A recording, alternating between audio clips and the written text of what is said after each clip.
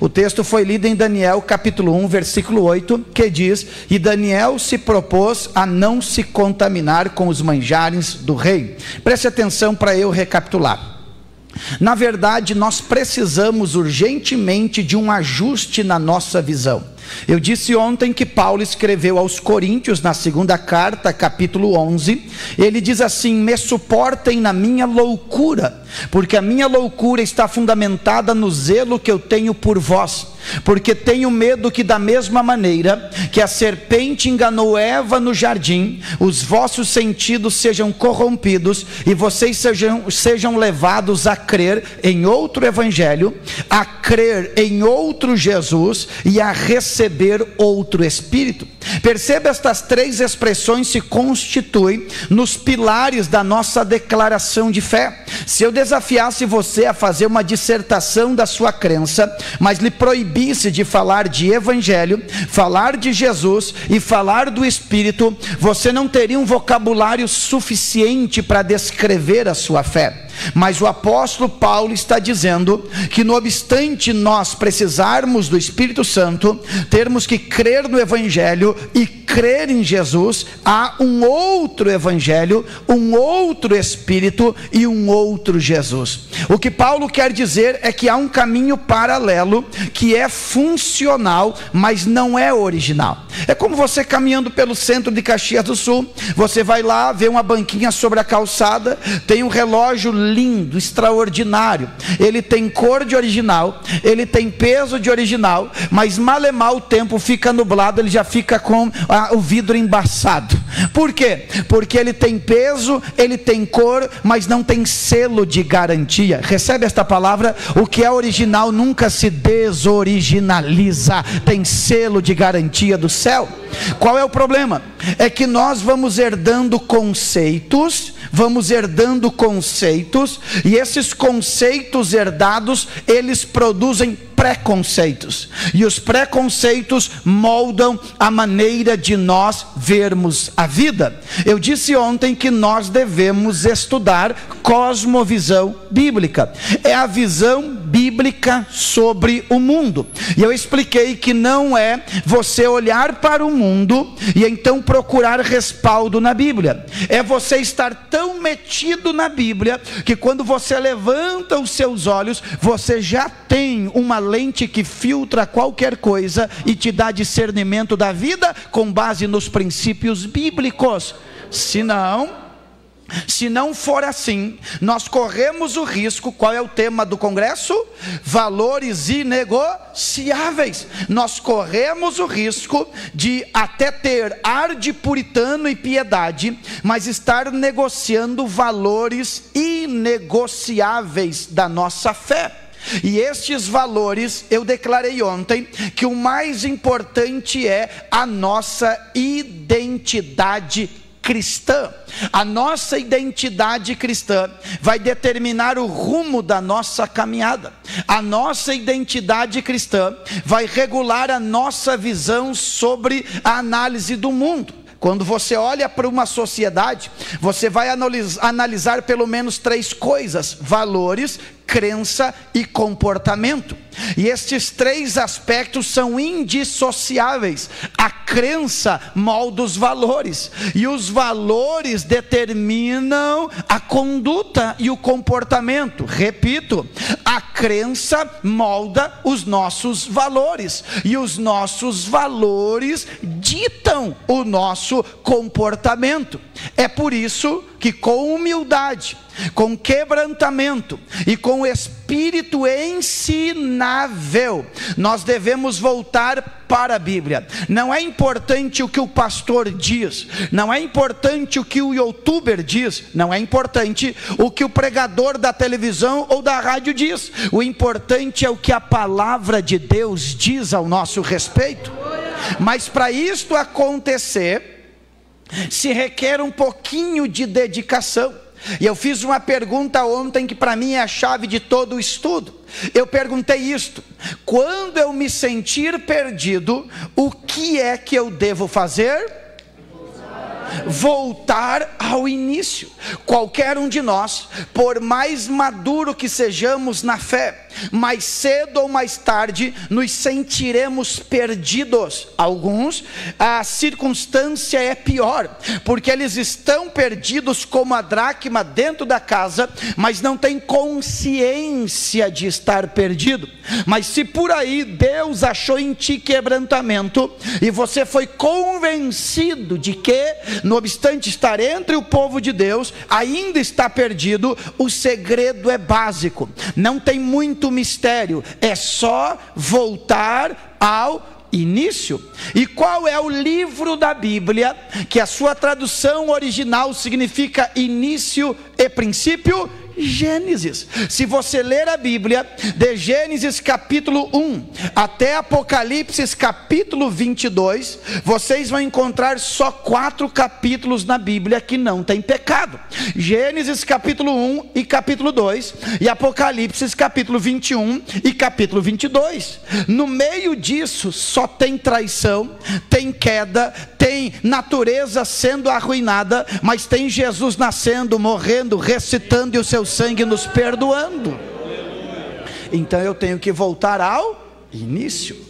Eu disse ontem que quando nós vamos estudar a nossa teologia, tem pelo menos 4 palavras que constroem todo o nosso saber teológico. Pastor, estas palavras são difíceis. É vida de crente, é teologia. Vida de crente é estudo sobre Deus. Caso contrário, é religiosidade. Caso contrário, é fideísmo, que é fé na fé. E nós não temos fé na fé, nós temos fé no autor e consumador da nossa fé. Ô glória! Então nós temos que aprender quais são as 4 palavras que constroem a nossa teologia. Qual é a primeira? Qual é a primeira? Criação. Nós somos criacionistas. Nós cremos que pelo poder da palavra verbalizada, aquilo que não existia veio à existência. Nós cremos no que Isaías disse no seu livro, que o nosso Deus é tão grande que Ele está sentado sobre o globo da terra, e que Ele chama as estrelas cada uma pelo seu nome, e nenhuma delas falta. E se Ele pegar todas as águas do oceano, parece um pingo de água no balde, e as areias da praia e do mar, parece um punhado na sua mão. Esse Deus é grande, foi Ele que criou todas as coisas. Então a primeira é criação. Quem criou você foi o Senhor. Essa é uma verdade simples, mas é reveladora.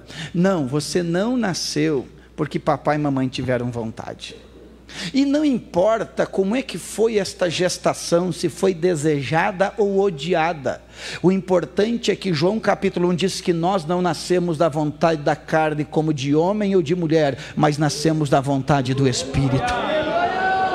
O Salmo 139, o salmista disse: olha, eu não tinha forma no ventre da minha mãe, e todos os meus dias já estavam escritos no seu livro. Uma tradução mais antiga diz: eu era uma gotinha de sangue. E gotinha de sangue não tem RG, não tem CPF, não tem escolaridade primária, secundária, terciária.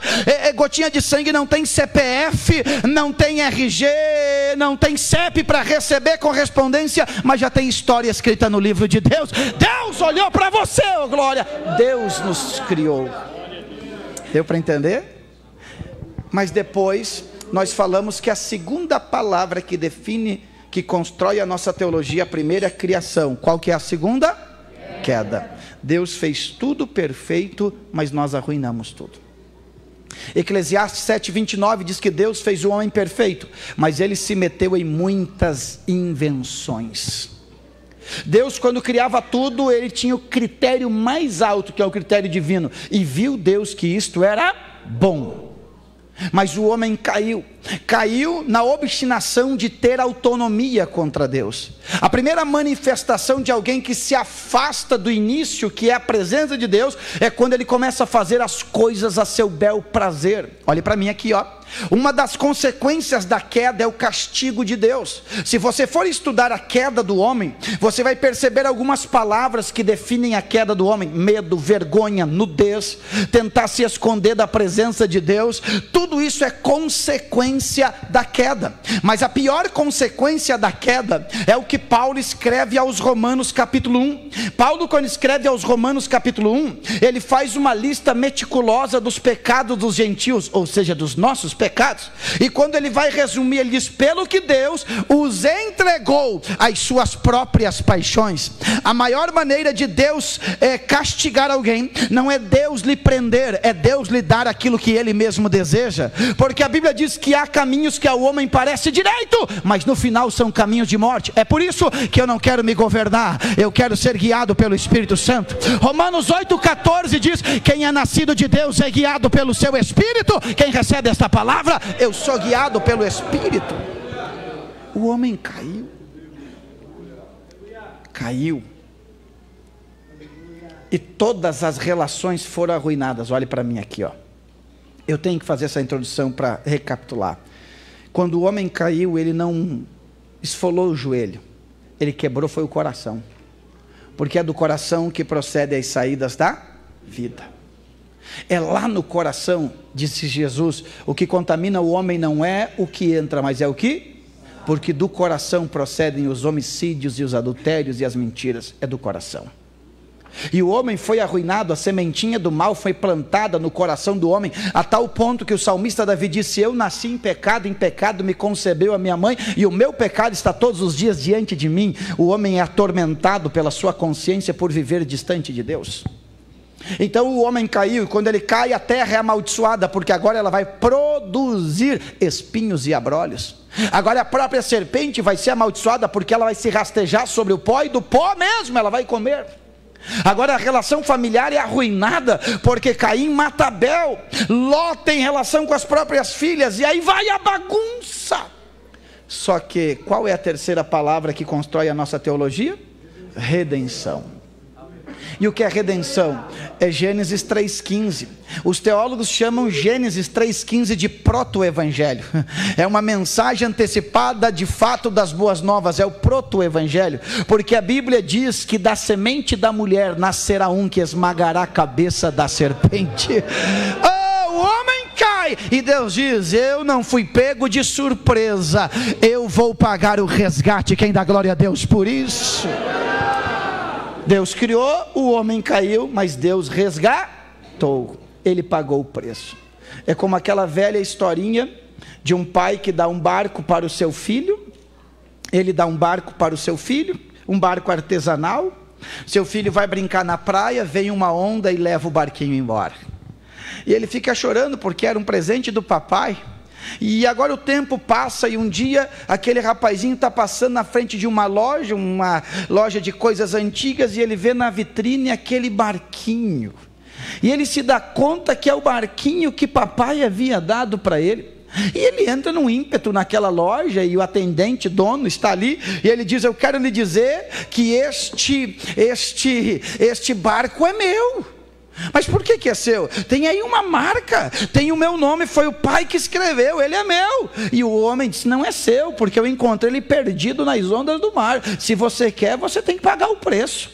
Ele volta para casa, reúne todas as suas economias, trabalha mais um pouco, reúne o valor X para comprar o barquinho, volta para a loja, larga tudo sobre o balcão e diz: está aqui o preço que o senhor pediu.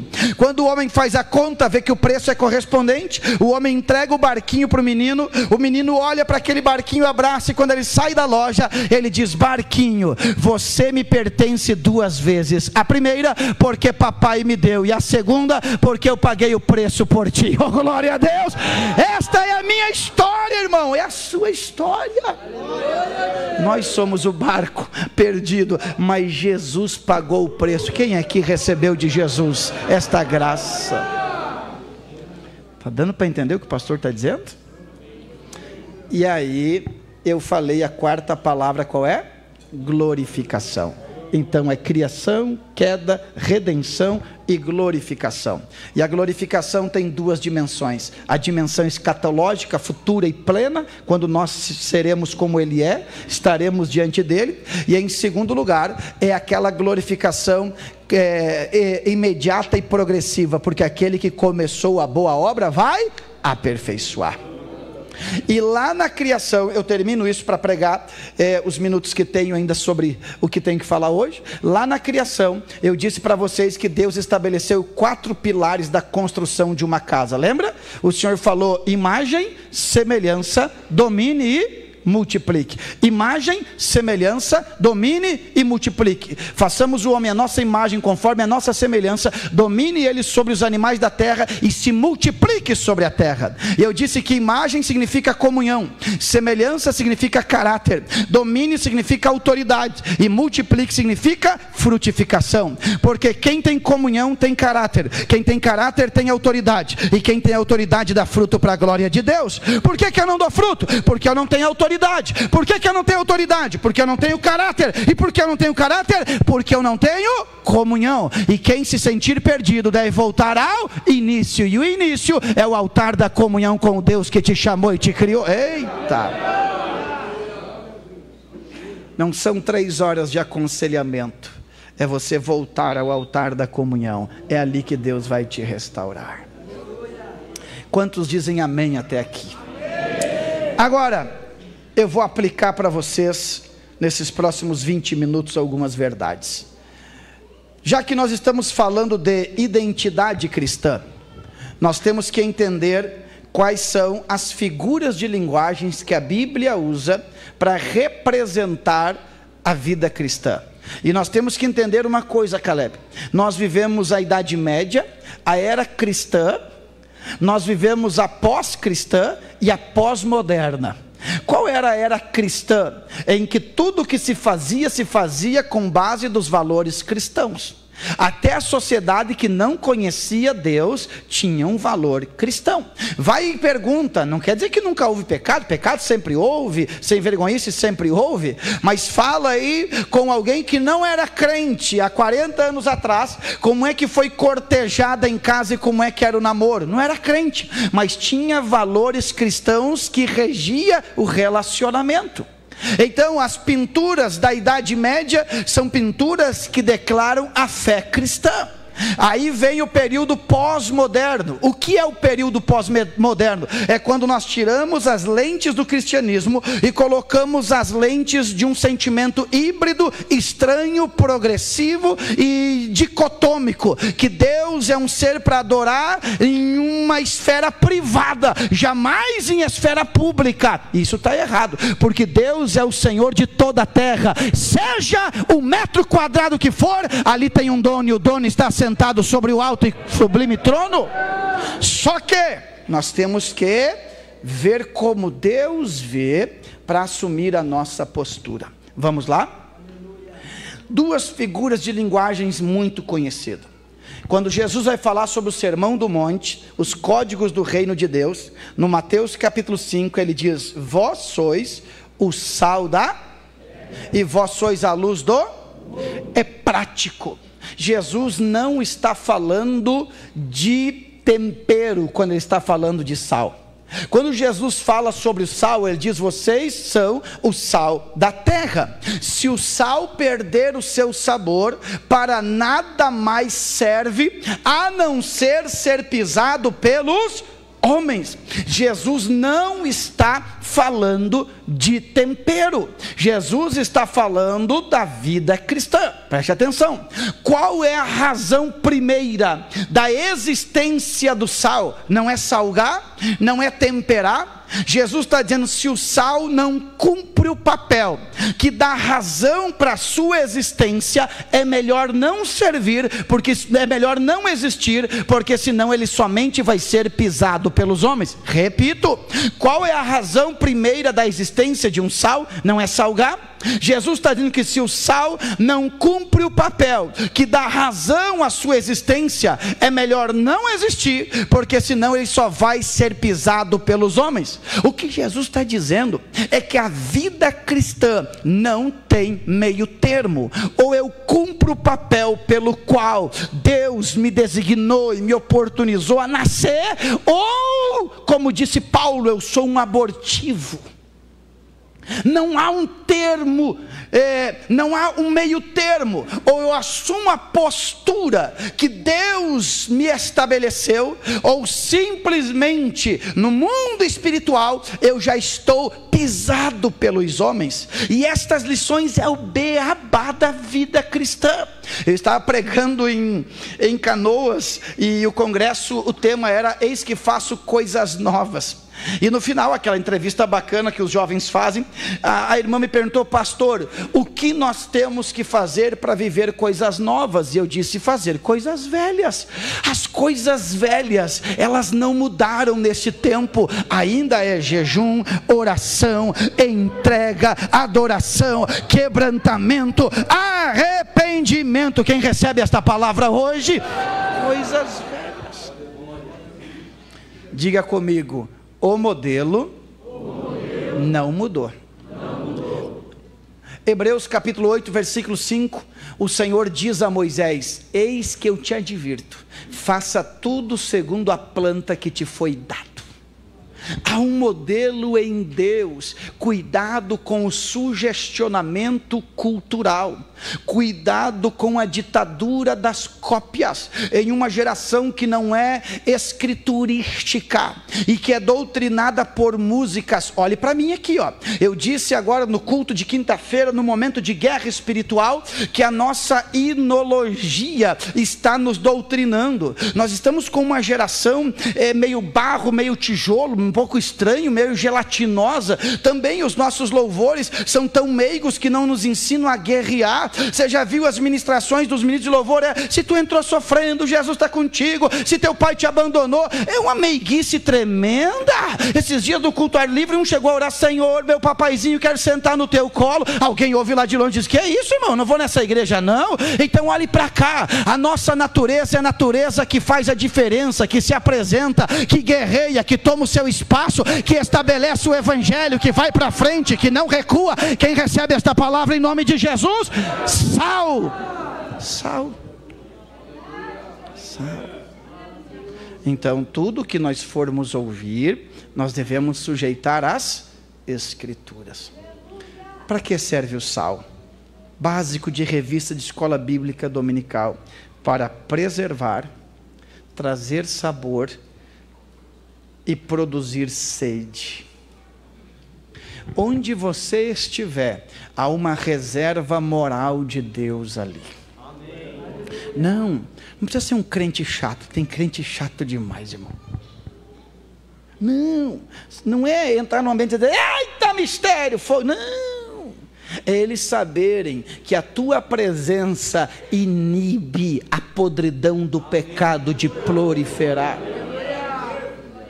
Eles saberem que se você está naquele grupo, a sua vida é uma reserva moral que inibe. Alguém falou para mim agora esses dias: eu voltei para a igreja e lá no meu emprego tá estranho, o pessoal já não conversa mais comigo. Claro, Jesus disse: o mundo vos odeia porque vós não sois do mundo. Se fosse do mundo, o mundo amaria o que era seu. Não há compatibilidade plena de assunto. Não estou falando para viver isoladamente. Não confunda viver santificadamente do que viver de maneira monástica. Jesus disse: Pai, eu não rogo para que os tire do mundo, mas para que livre-os do mal. Crente tem que saber se relacionar com quem não é crente, tem que saber jantar com quem não é crente, tem que saber se alegrar com quem não é crente, mas tem que saber, como diz Salomão: me dá sabedoria para entrar e para sair do meio do povo. Deus te chamou para ser sal. Quem recebe esta palavra? Ai. Mas se a varoa vem a primeira vez no culto e 5 varão da bleia já dá em cima dela, eita, mistério, revelation, ela vai dizer: mas lá é pior que o baile, porque no baile ninguém sabe meu telefone, ali já olha pela minha cara e acho eu no Instagram. Nem é o Instagram, é o estragão, já está estragando tudo. As pessoas têm que olhar para nós como uma reserva moral dos valores de Deus. Caleb, vocês, me perdoe, esqueci o nome do senhor.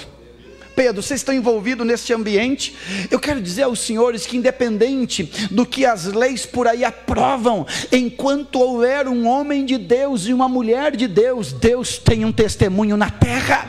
Eu sei que nós temos a frente parlamentar evangélica, mas não é pelo fato de lutar pela lei da família tradicional que nós seremos exemplo. Pode virar o escambau por aí, enquanto houver um homem que respeita uma mulher e honre os seus filhos, Deus tem um testemunho na terra. Oh, glória a Deus.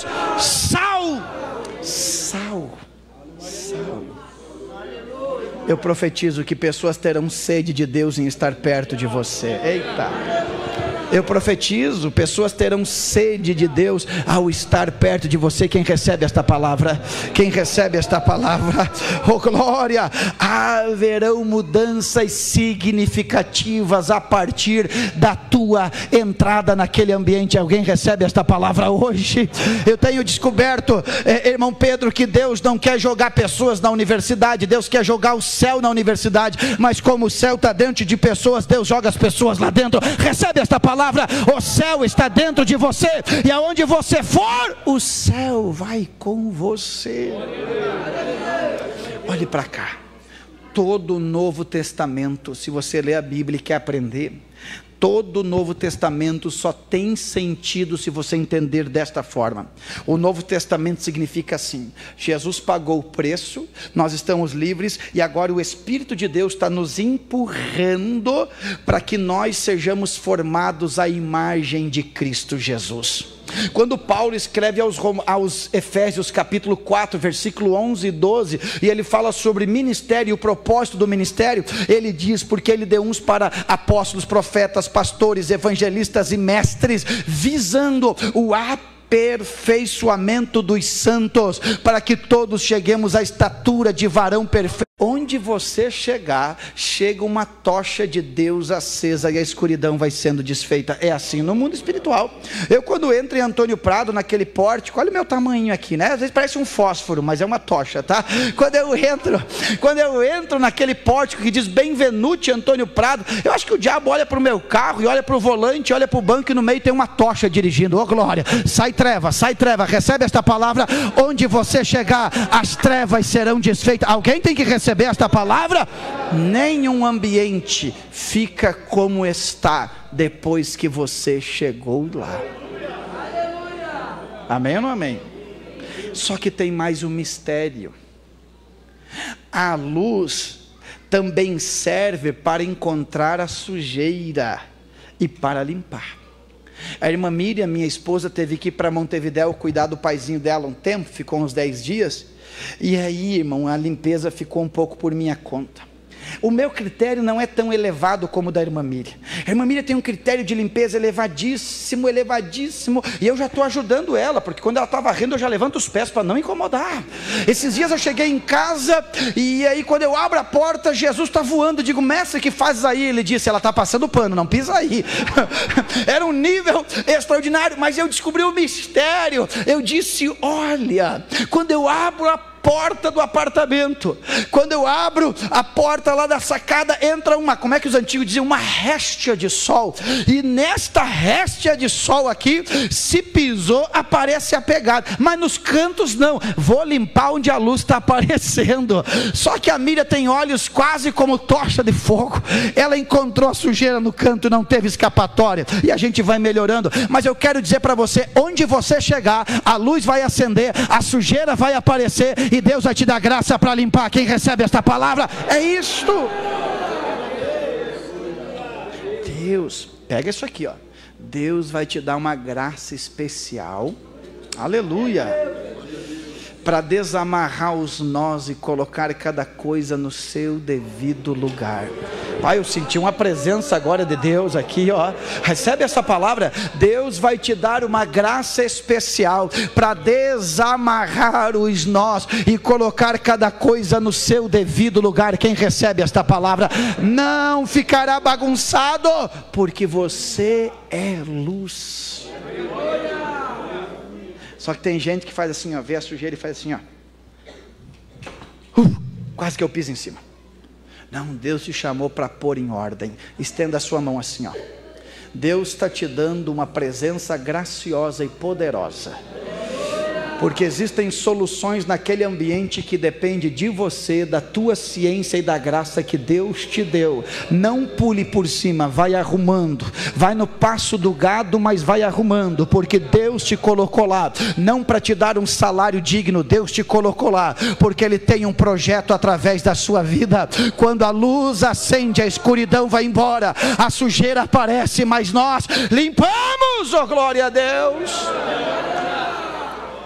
Em terceiro lugar, isso aqui é identidade cristã, a luz serve para dar uma direção. Faz assim, ó, o dia que tiver numa, ou não faz, mas vamos pensar, né? Sozinho, o dia que tiver numa BR aí, vai pela 290, vai para o Uruguai, Ruta 5, até Montevidéu, depois de Rivera, escuridão, apaga o farol do carro, e liga de novo, tá? Senão tu vai apagar outras coisas de vez também. Você não tem direção. Onde tem luz tem direção. Olha para mim, olha para mim, olha para mim.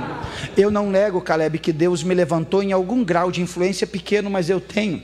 Só que eu aprendi logo cedo o que diz Mateus 5, que ninguém acende uma lâmpada para colocar debaixo da mesa, mas para colocar no alqueire e iluminar a casa. Iluminar é básico, é dar luz. É por isso que eu não me meto em treta polarizada na internet. Eu não caio na onda da lacração. Deus não me chamou para jogar mais poeira naquilo que já está empoeirado. Se eu não posso resolver, eu fico na minha. Se eu não tenho solução, eu fico na minha. Se eu falar, é porque eu quero trazer luz para o ambiente onde eu estou. Recebe esta palavra? Luz. Ah, Jesus. E quando a luz se apaga, o que acontece? As coisas são deixadas fora de lugar. Por que o Brasil está fora de lugar as coisas? Porque as luzes se apagaram.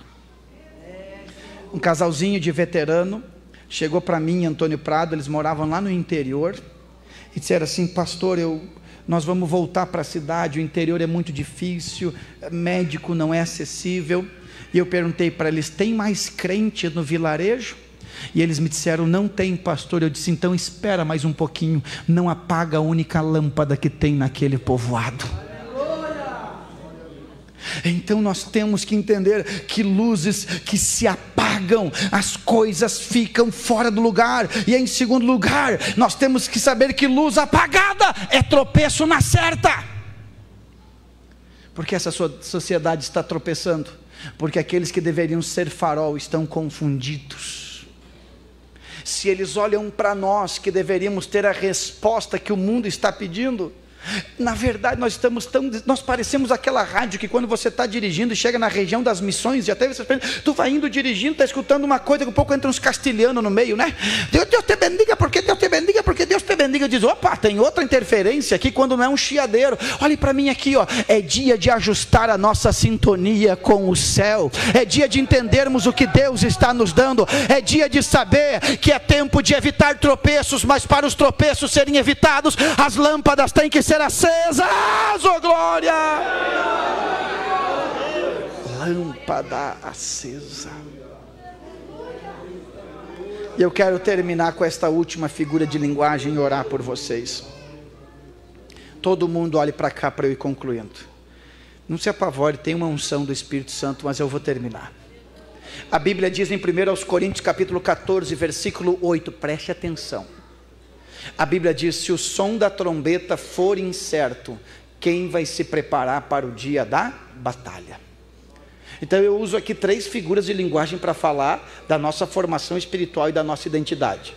Nós somos sal, nós somos luz, mas nós somos uma trombeta. Mas se o som da trombeta for incerto, quem vai se preparar para o dia da batalha? Olhe para cá. Se você pegar este texto de Coríntios e fazer uma ligação com Números capítulo 10, eu não peguei o exército, mas quem participou do exército é capaz de ter mais noção. Números capítulo 10, a ordem divina era para confeccionar 2 trombetas de prata, e os trombeteiros tinham que estar ajustados com o quartel-general, porque dependendo dos toques da trombeta era direcionamento para que o exército se movesse. Dependendo de quantos toques era para avançar e conquistar. dependendo tantos toques, era para recuar e se agrupar para se defender. Imagine a trombeta na mão de alguém desajeitado e desajustado. Quando é para recuar, ele manda avançar. A carnificina e a derrota é grande. Quando é para avançar, ele manda recuar. Se perde força e se perde território. Olhe para mim aqui, ó. Cada um de nós que aqui está se constitui em uma trombeta profética de Deus para esta geração. Quem recebe esta palavra?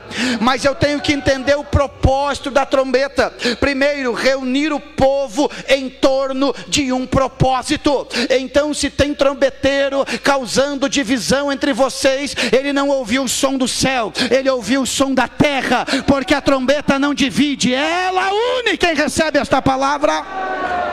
A trombeta, ela serve para nos preparar para a batalha e para nos dar um som de alerta. Se o pregador nunca nos dá um som de alerta, pode ser que ele não está ajustado com o céu. Em Jeremias capítulo 23, Deus olha para os profetas da terra profetizando. Jeremias capítulo 23, e Deus diz assim: ladrãozinho, quem vos induziu a fugir e roubar a minha palavra, porque não estivesse no meu concílio?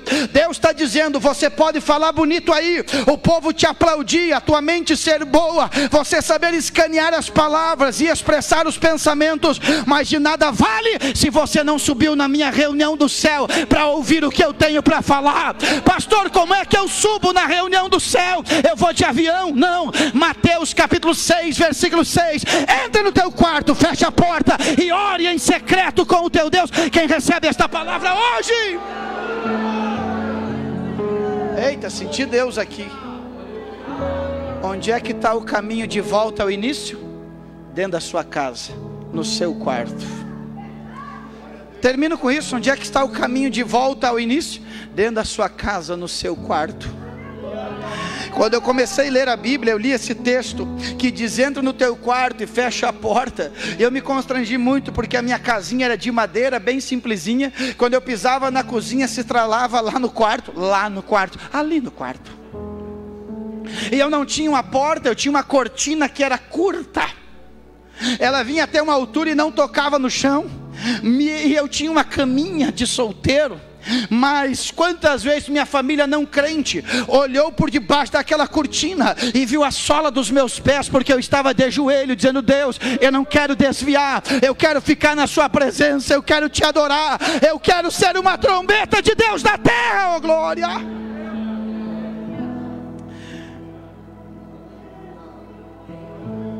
Eu termino com isto. Pastor, o senhor é um homem de muitas palavras, falou muita coisa. A pergunta que não quer calar: se o valor inegociável é a minha identidade, o senhor explicou biblicamente que eu devo voltar ao início, que é o modelo. Eu já descobri o que eu devo fazer para manter a minha identidade. Eu termino dizendo alguns conselhos. Primeiro, o modelo continua o mesmo. Não importam as vozes por aí, vá para a Bíblia que esta voz ainda é certeira. Alguém disse: eu creio que esse livro é mais atual do que o jornal que vai sair amanhã pela manhã. O modelo continua o mesmo.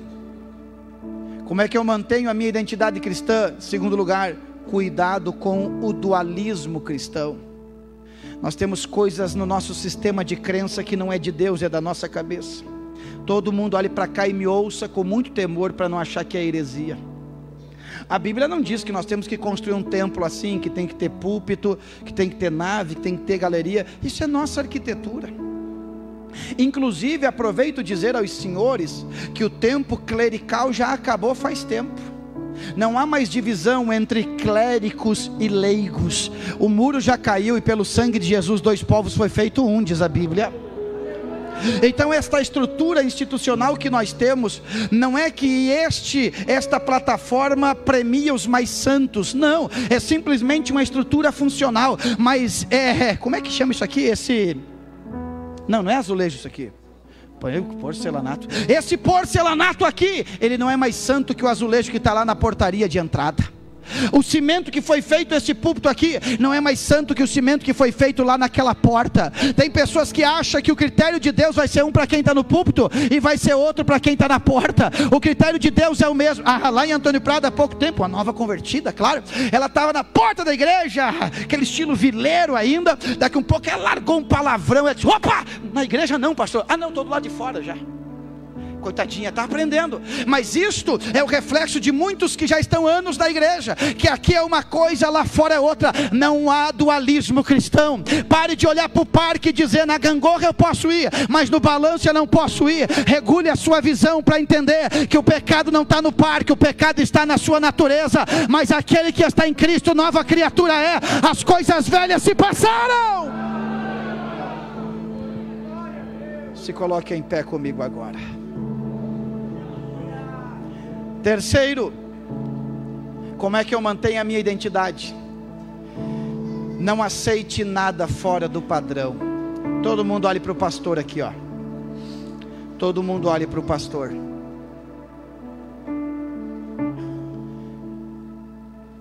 Historicamente, todas as vezes que o evangelho virou moda, entrou o sincretismo e o liberalismo teológico. Evangelho não é algo comum, é algo incomum, é extraordinário. É Deus tabernaculando com o homem na terra. Olhe para cá.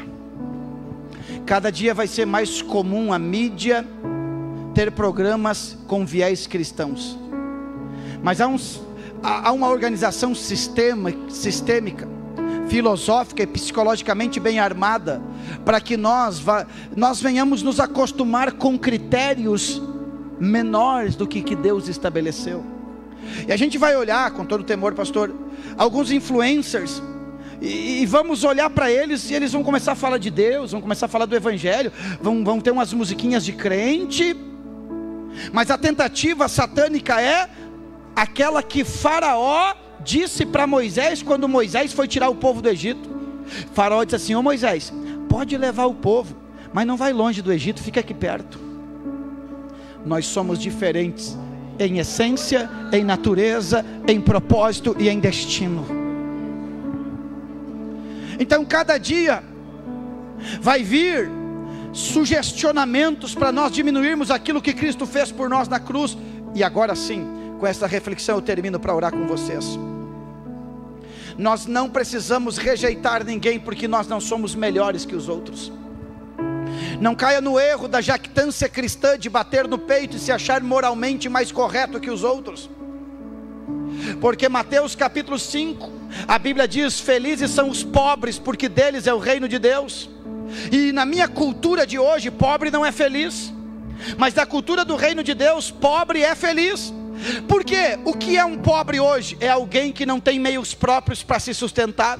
E por que Deus começa a porta das bem-aventuranças tocando no trinco da porta, que é a pobreza?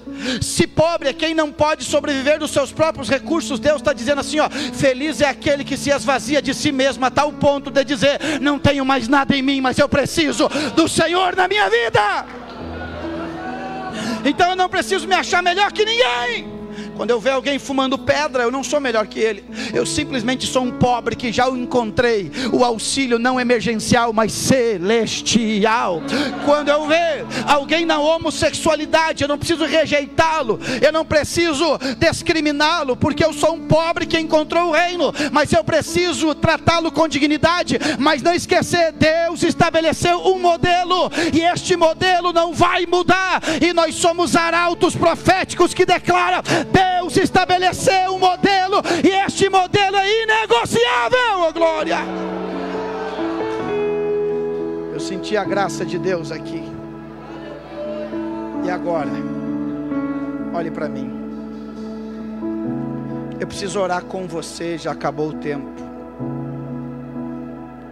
Mas eu quero fazer uma oração muito sincera. Ninguém aqui é melhor do que ninguém. Pode ter uma situação econômica um pouquinho melhor um do que o outro, mas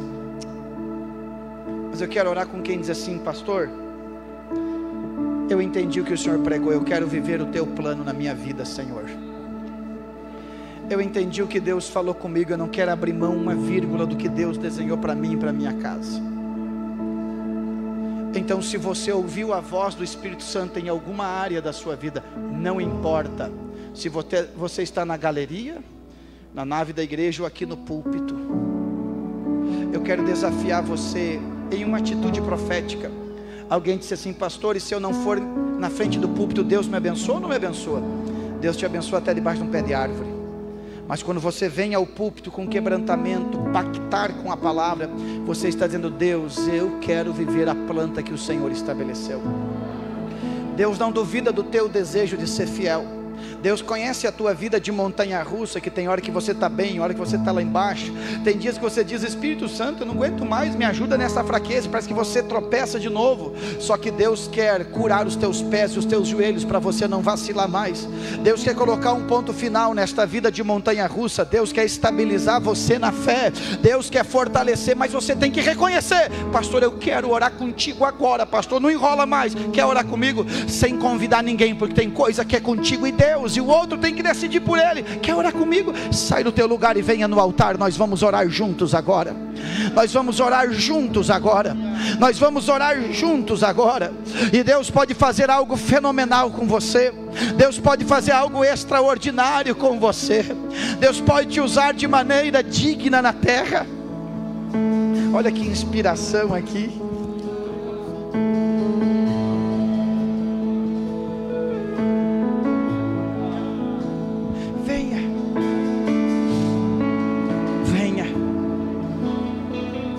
Nós não queremos outra cultura, senão a cultura de Deus, a da Bíblia, os valores cristãos. Venha. Você vai se tomar tanto de Deus, se impregnar tanto de Deus, que ao escutar uma música você já vai ter avaliação do critério divino. Pode ou não pode? É de Deus ou não é? Você vai ter um critério tão elevado que você vai saber se pode entrar ou não vai entrar em alguns ambientes.